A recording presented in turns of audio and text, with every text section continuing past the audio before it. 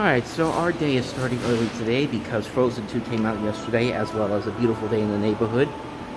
So we are going to head over to the movie theater right now, and then we're going to try to go to Best Buy later on and maybe half-price books, but we'll see how the day progresses. But right now we're heading over to the movie theater. Ladies and gentlemen, the eighth wonder of the world, the backside of Santa's seating area.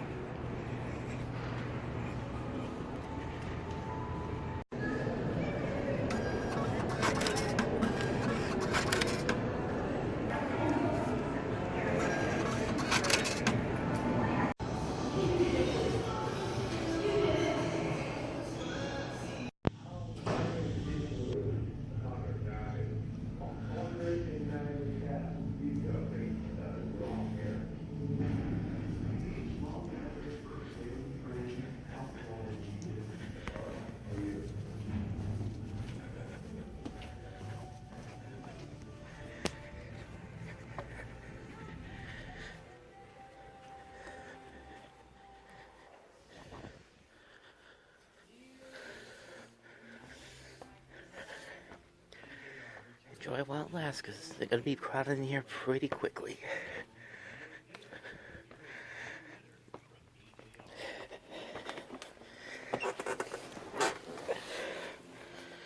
Our fans can enjoy. It's epic! I'm going to wardrobe. Like the clothing, it's been really fun to work with different stylists. We did some neons, 90s power suits, edgy and fashion forward. Come on. My favorite LOL character is Midnight. She learns a big lesson throughout it, and she also makes new friends. What am I looking at? You guys have to watch it. Work it. Own it. Let's go.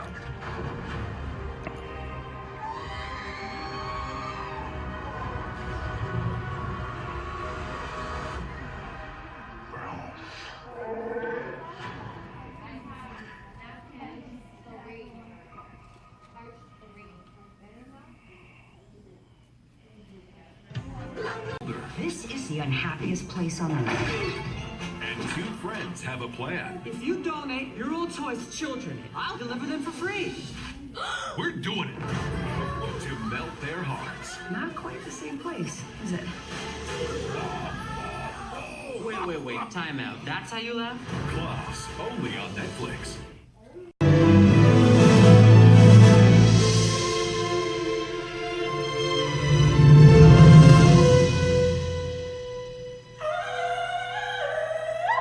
Show yourself right now! Elsa, be who you are. Oh, I will, Mama, I will. Elsa's dead. Olaf's dead. Anna cries. And then a bunch of important things happen that I forgot, but all that matters is I was right and water has memory, and thus I live. And so do you.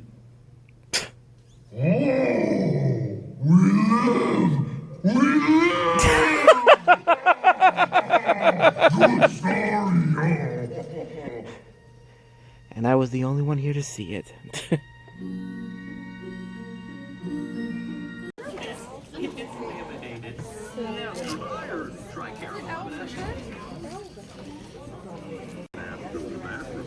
That's why Charmin is giving you this opportunity to go now, before the show starts. Charmin, the unofficial sponsor of the Street Show.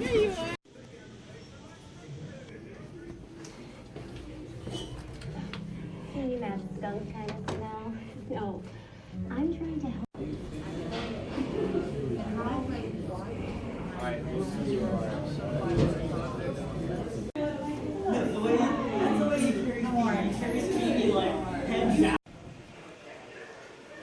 They finally got in some Minka Fitzpatrick jerseys.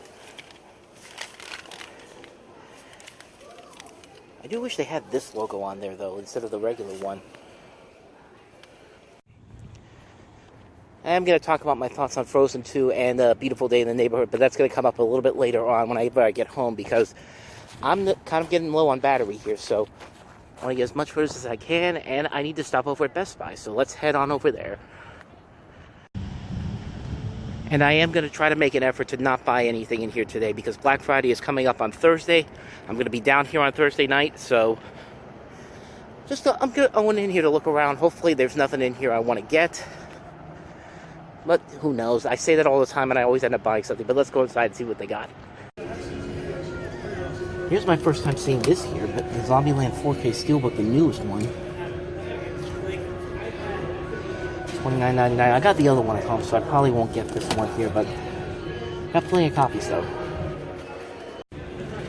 Here's the 2 new releases, Blinded by the Light and During the Lost Gold. I saw this one, it was actually really good. This one I didn't get to see, unfortunately, so hopefully on Black Friday they have this at a cheaper price, but and this one too, hopefully.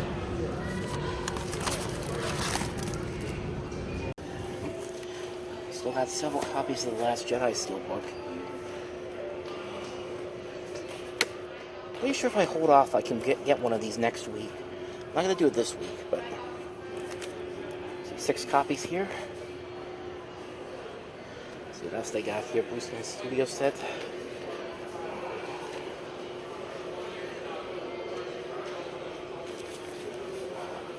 $30. Look at all the Batman and Avengers Steelbook collections they still have here.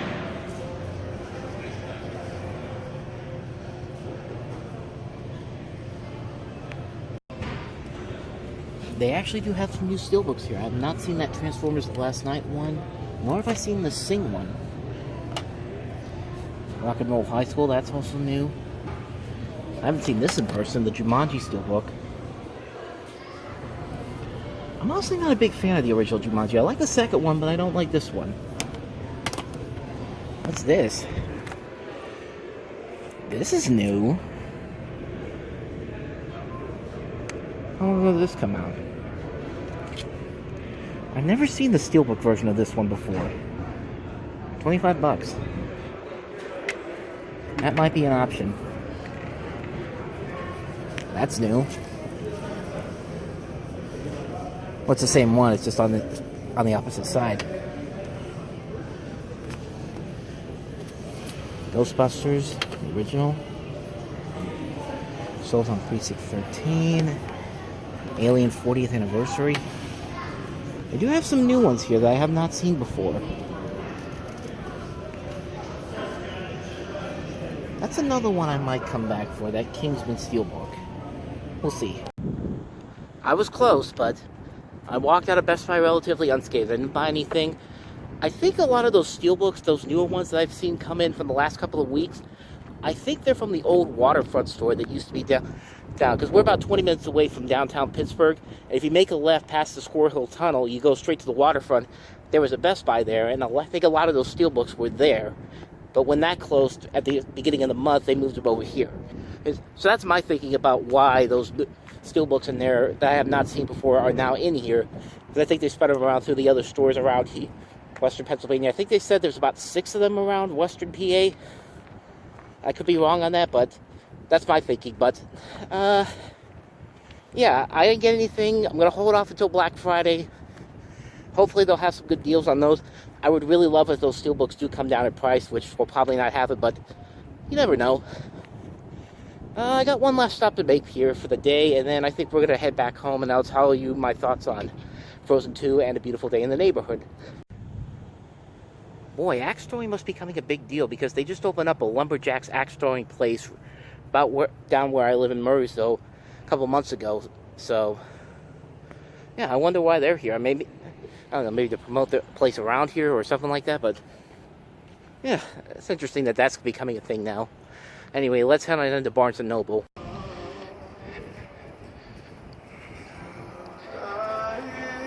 And into Barnes & Noble we go.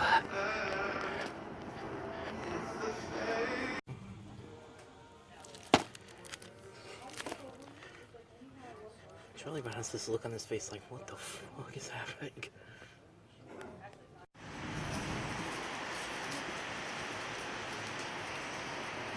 Changed the sign up, and it started raining while I was in there.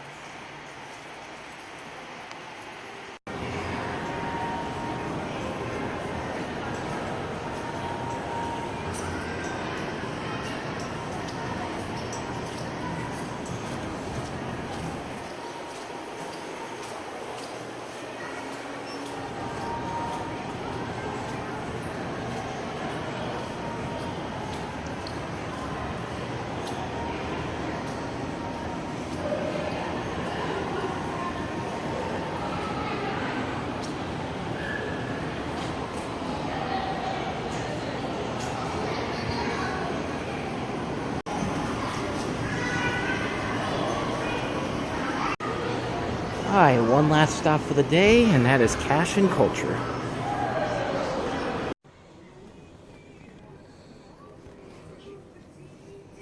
Silver Shamrock.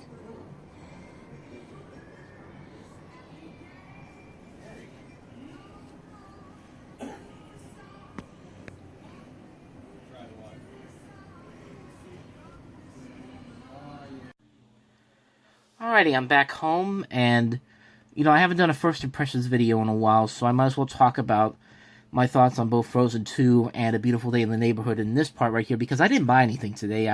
Like I said, I'm waiting for Black Friday, so that's why I'm waiting to, buy stuff. I didn't buy anything today because I'm specifically waiting for Thursday when I go to Best Buy and maybe Target, but anyway, let's talk about the two movies I saw today, Frozen 2, and real quickly, I'll just say, I really enjoyed the movie. I would say it's about on par with the first film for me. I think premise-wise, when you watch this movie, it really feels like Disney's version of Avatar: The Last Airbender, kind of, because, you have all these, the elements they use, all the elements from Avatar, like air, water, fire, and, what was the last one? Earth. And, they do something kind of interesting with that, and I think the overall enjoyment factor of the film, I really enjoyed the film a lot. I think from an animation perspective, it's very well done. The storytelling, I think, is very well done. There are moments that do kind of lag here and there. There are some decent emotional moments in here, I'm not going to lie. Some of the visuals can look really good. The music is really good in this movie. I was really surprised on how much I enjoyed the music in this. I like the song Into the Unknown. I like Kristoff's little 80s power ballad that he had in this movie, where it's a whole segment that looks like an 80s music video, and I thought that was well done. I will say that Olaf does get kind of annoying in this one, but there are moments in here that he does have some decent moments in this, and there are some funny moments with him in this, but, it's just a fun movie. I would say compare this to Ralph Breaks the Internet from last year, which I thought I liked it, but I didn't like it as much as I like Wreck-It Ralph. I would put Frozen 2 on that same level as this movie. There are a lot of elements in here that I thought worked. I do feel like there was a lot that they could have done with this. I think they could have gone a little bit more darker with it, or maybe expanded this universe. Do something make this kind of like the How to Train Your Dragon of the Disney is for Disney, but for the finished product, it's not a bad movie. It's a really good movie, and like I said, compare that to excuse me, Ralph Breaks the Internet. I think this is a much better sequel than that one. I would say that I think people who like the first movie will definitely get some enjoyment out of this. I think the kids will enjoy this one more than the adults will. So Frozen 2 I actually do really like. I'm not going to go completely into spoilers in here, but yeah, it's an enjoyable movie. I'll save the spoilers for my review, which will be posted up tomorrow. But Beautiful Day in the Neighborhood, though. Let me get onto that one. But yeah, A Beautiful Day in the Neighborhood, this is, of course, the Mr. Rogers movie, which they sold it as kind of a biopic with Tom Hanks in it, but it's not really a biopic. They do show you a little bit of the behind-the-scenes stuff, but Mr. Rogers in this is kind of like a supporting character to Matthew Rhys's character in this movie, who plays like a journalist who's really down on the world. He has to do this puff piece story on Fred Rogers for this article for Esquire. Excuse me.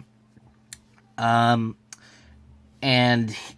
as the movie goes along and he spends more time with Fred Rogers and all these things happen in his life kind of begins to turn around. And, watching this movie, and I should let you know that, I'm from near Pittsburgh. Fred Rogers lived near where I live. I live in Murraysville, and he lived in Latrobe.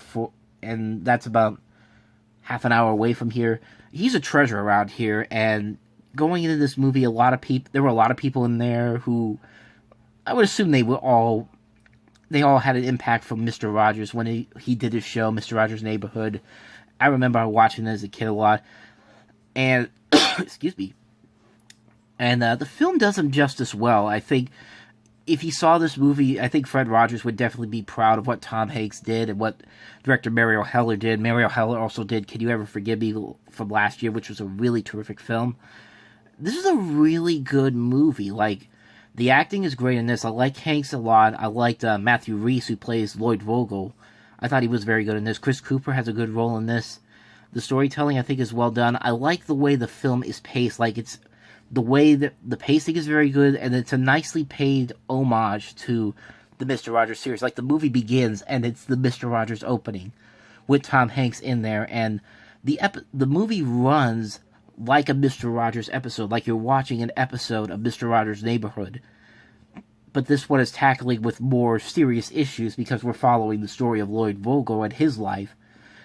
Like, he's a curmudgeon. He has a relationship problem with his dad. Like, his dad eventually has a heart attack in the middle of the movie, and he doesn't really forgive him for stuff he does in the past until very late on in the film. And Mr. Rogers kind of is the guy who gets him to, be more, let his anger out, but not like out, like express his frustrations, all that kind of stuff. Like, there's a great moment in here towards the third act where where Mr. Rogers and Vogel are in this restaurant, and Mr. Rogers suggests a minute of silence, and it's like a literal minute of absolute silence to like calm him down and make Vogel realize like his life and all that. And it's an effectively done scene. Like, it's really well done. The movie literally goes quiet for that scene. I really appreciated that kind of stuff there. I like the way the film is set up. Like, whenever they do like second unit shots, like shots of the New York City or Pittsburgh, it's literally like miniature models. Like, they actually do like models, like something out of the TV show. And that's the great thing about this movie is that, is that it really feels like you're watching a feature-length episode of Mr. Rogers' Neighborhood, but with a darker story. It's more of a, not really darker, but a more serious storyline. In a way, I would compare this to like Christopher Robin from last year. There are some serious elements in there, but it's never going completely overboard. It stays in its comfort zone, but it's not afraid to like go further. Like, it's not afraid to essentially, it's not afraid to talk down to people. And I think this movie really does a good job of that. And this is probably one of my favorite movies of the year, honestly, the more I think about it, because of the way that it pays homage to Mr. Rogers. Tom Hanks does a great job of this. Matthew Rhys is great. The way the film runs is very well done. The visuals are very nice. The storytelling is very well done. It has a lot of good emotional moments in there, too. And it's just a really good movie that I hope a lot of people really get to see, because this is definitely something that I think might get overshadowed by the holiday movie season, but hopefully with the awards push, with the Oscars coming up and all the awards coming up in the next couple of weeks, that push will definitely get people to notice this movie's existence, and I think they should see it because it's definitely worth a watch. Is it as good as Won't You Be My Neighbor, the documentary? That's still too soon to tell. I'd have to watch it again, but I really like Won't You Be My Neighbor from last year. I'm still disappointed that didn't get any love at the Oscars last year, but I will say that if you've ever been touched or have fond memories of Mr. Rogers, this movie is definitely worth it. To see Tom Hanks do what he does with this, it's just a great movie to watch, and I highly recommend checking it out. Like I said, I'm gonna go into more detail on my review when I post it up on the site tomorrow, but those are just my first impressions of those films right there. But until you start to do it, you will never see it through. Because the make-believe pretend just won't do it.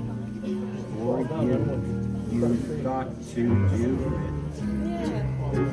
Every little bit, you've got to do it, do it, do it, do it. And when you're through, you can know who did it. I wonder if he lived in Pittsburgh. You did it. You did it. And that's where he lived? It's not easy to keep trying, but it's one good way. He had an apartment in Pittsburgh. It's not a house easy in Pittsburgh. to keep learning. Downtown? I know that this is so. When you've tried and learned you're bigger than you were a day ago. Oh dear, oh my It's not easy to keep trying, but it's one way to grow. You've got to do it.